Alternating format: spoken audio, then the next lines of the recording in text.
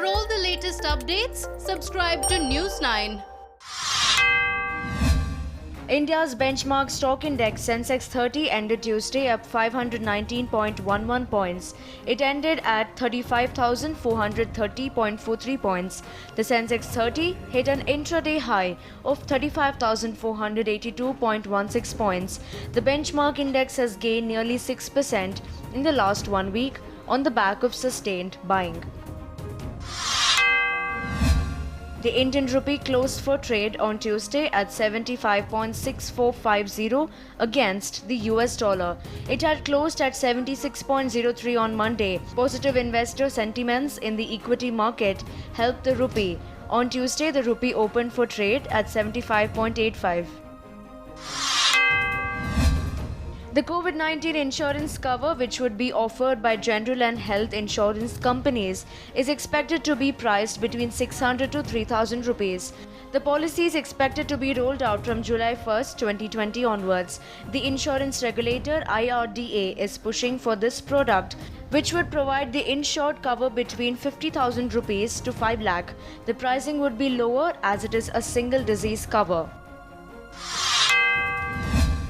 The Indian Railways will provide 100% refund on rail bookings made on or before April 14, 2020 and valid for travel for a period up to 120 days. Full refund will be provided by IRCTC. At the time if Indian Railways cancels the trains, full refund will be provided to the customer.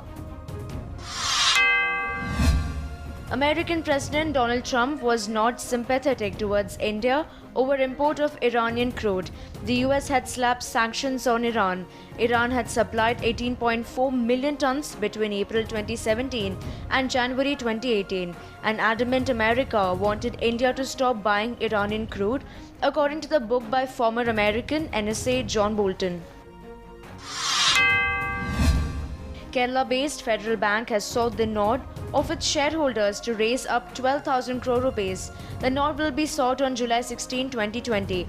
Of the 12,000 crore rupees, Federal Bank expects to raise a sum of 8,000 crore rupees through debt instruments both in Indian rupee and in foreign currency. The bank is looking to raise this sum of money in one or more tranches. There are murmurs that the Indian government could restrict foreign portfolio investment or FPI by entities based in countries sharing a land boundary with India. The cap would be 5%, while under normal circumstances, this would normally be 10%. The jewellery industry has advised the diamond polishing industry in Surat town to observe a voluntary one-week closure. This is needed on the back of the outbreak of the COVID-19 pandemic. The diamond polishing industry in Surat is reportedly operating at 50% capacity, with about 2 lakh workers having resumed work. Rating agency Moody's has forecast a negative growth for India's GDP in the ongoing fiscal 2020-21. It believes that India's GDP will shrink by 3.1% this year on the back of fragile geopolitical situation. In April 2020, Moody's had projected the growth rate at 0.2%.